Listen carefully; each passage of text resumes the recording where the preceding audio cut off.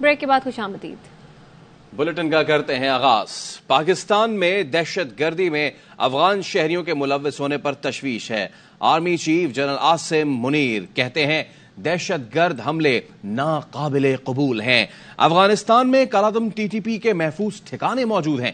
توقع ہے افغان حکومت اپنی سرزمین کسی کے خلاف استعمال نہیں ہونے دے گی۔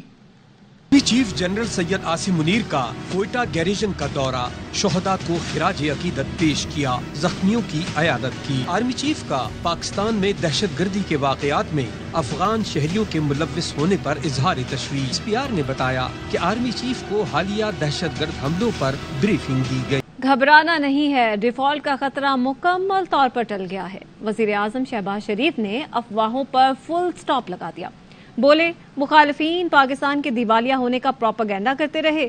چشمہ 5 نیوکلیئر پاور پلانٹ کا سنگ بنیاد رکھنے کی تقریب سے خطاب میں چین، امارات اور سعودی عرب کا پھر شکریہ ادا کیا۔ Our detractors had been running rumor mills all around. Pakistan is going to default. By the grace of God Almighty, risk of potential default has been completely averted through team effort. Within 48 hours to 72 hours, around about $4.5 billion were deposited in the State Bank of Pakistan by our brotherly countries Saudi Arabia, UAE, $1.2 billion from IMF as its first tranche of $3.5 billion. Xi Jinping, the Crown Prince Mohammed bin Salman, and my very dear brother, the President of UAE, Mohammed bin Zayed, I want to convey that the nation of Pakistan will never forget these wonderful contributions and favors on their part ever in our history. ادھر I am F کی ایک اور شرط پر عمل درآمد ہوا۔ بجلی بم گرا دیا گیا۔ بجلی کی بنیادی قیمت میں $4.96 فی یونٹ اضافے کی منظوری دے دی گئی۔ نیپرا نے ٹیرف میں اضافے کا فیصلہ وفاقی حکومت کو بھجوا دیا ہے۔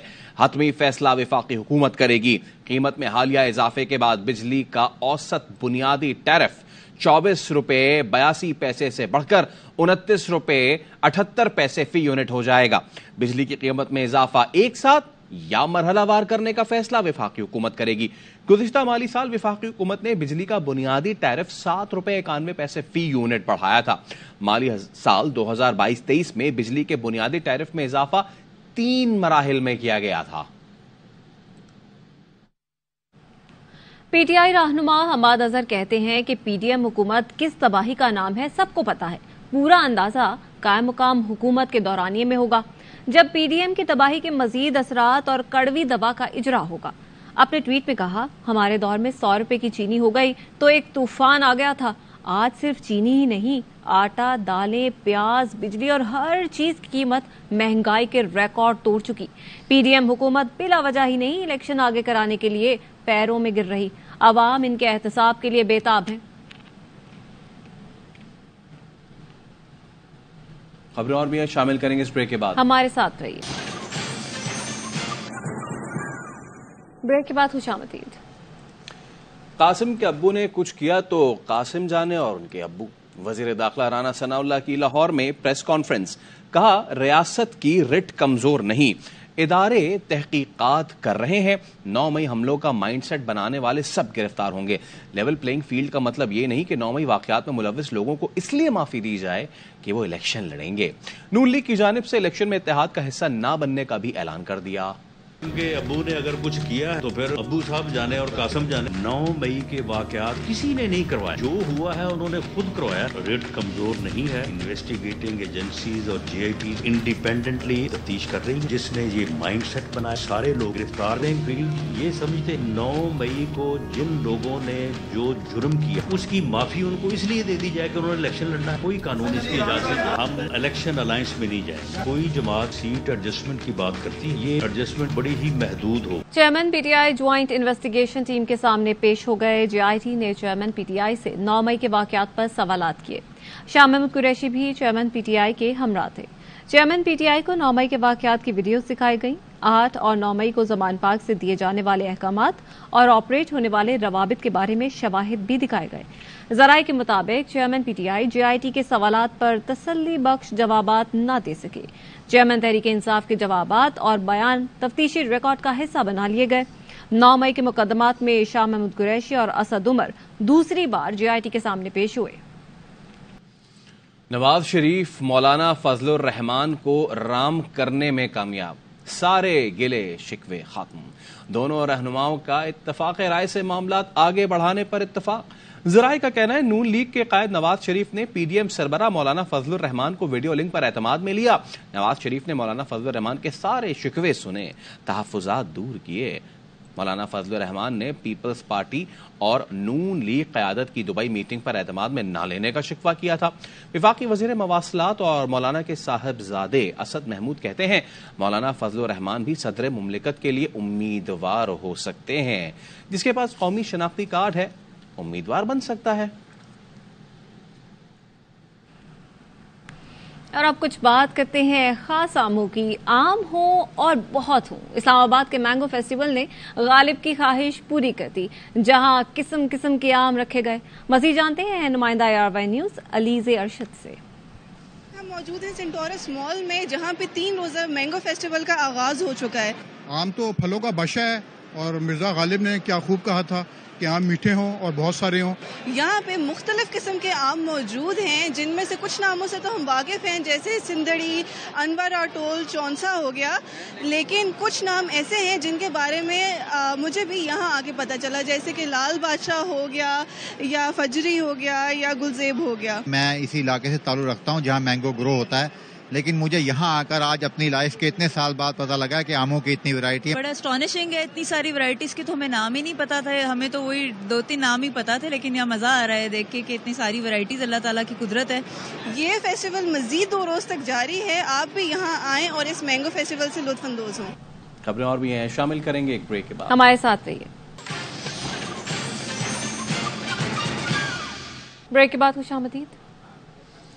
چکوال میں سابق DG ISI lieutenant general Faiz Hameed کے بھائی نجف حمید کے گھر چوری ہو گئی۔ گھر کی تجوری میں رکھے 1 کروڑ 7 لاکھ روپے کیش اور 1 موبائل چوری کیا گیا۔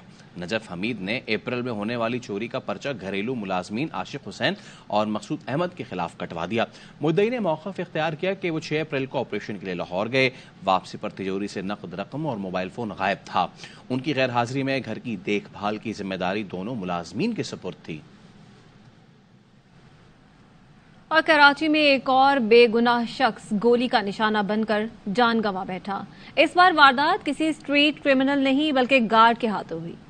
تربیت یافتہ گارڈ کے ہاتھوں شہری کی قیمتی جان چلی گئی۔ کتنے دن پہلے بھرتی ہوئے تھے؟ 10 دن ہوئے۔ اسلحہ جلانا سکھایا تھا؟ نہیں۔ تربیت یافتہ گارڈ کے ہاتھ میں اسلحہ موت کا بہانہ بن گیا۔ مریض کی تیمارداری کے لیے آنے والا شخص گولی کا نشانہ بن گیا۔ پارک ماڈرن اسپتال کے باہر سیکیورٹی گارڈ زبیر اپنے ساتھیوں کے ساتھ گپیں لگا رہا تھا کہ ہاتھ میں پکڑی رائفل چلی، نالی کی سیدھ میں کھڑا گارڈ بال بچا اور گولی کئی فٹ دور بینچ پر بیٹھے ٹنڈو آدم سے آئے گلزار کی گردن میں جا لگی۔ گلزار کو اٹھایا، طبی امداد بھی دی، لیکن کچھ کام نہ آیا۔ اپنے مریض کی زندگی کے لیے بھاگ دوڑ کرنے والا اپنی زندگی ہی کھو بیٹھا۔ کتنے دن پہلے بھرتی ہوئے تھے؟ 10 دن ہوئے۔ اسلحہ جلانا سکھایا تھا؟ نہیں۔ اس کے مطابق ملزم کی عمر 17 سے 18 سال کے درمیان ہے۔ وہ اب تک اپنا شناختی کارڈ بھی پیش نہیں کر سکا۔ کم عمر اور غیر تربیت یافتہ سیکیورٹی گارڈ کے ہاتھ میں اسلحہ تھمانے والی کمپنی کا نام بھی FIR میں شامل نہیں کیا جا سکا۔ لاہور نوا کوٹ سے اغوا 13 سال کی بچی کا 5ویں روز بھی سراغ نہ مل سکا۔ ماں تھانوں کے چکر لگا کر بے حال ہو گئی مگر کوئی سنوائی نہیں۔ مزید جانتے اپنے نمائندے احمد کھوکر سے۔ لاہور کے علاقے نوا کوٹ سے 5 روز قبل 13 سال کی بچی گھر سے اغوا ہوئی۔ والدین کے اصرار کے اوپر باقاعدہ تھانے والوں نے مقدمہ درج کر دیا، لیکن آج 5 روز گزر چکے ہیں، کسی قسم کی کوئی کارروائی نہیں ہوئی۔ ڈیوٹی پہ تھی، میں گھر آئی ہوں، جب دیکھا بچی نہیں تھی، اس کی نانو موجود تھی۔ نانو کہتی نانو مجھے چیز لا کے دے، نانو چیز لے کے واپسی آئی ہیں تو بچی نہیں تھی میری۔ علی نامی بندہ ہے تو اس نے بچی کو اغوا کیا ہے۔ 13 سال کی میری بچی ہے، وہ کہہ رہے جی ہم نے نکاح کر لیا ہے۔ 13 سال کی بچی کا کیسے نکاح ہو سکتا ہے؟ کیا قانون کیا ہے؟ ان کی گزارش ہے پولیس سے کہ بچی کو بازیاب کرایا جائے۔ خبریں اور بھی ہیں، شامل کریں گے اس بریک کے بعد۔ ہمارے ساتھ رہیے۔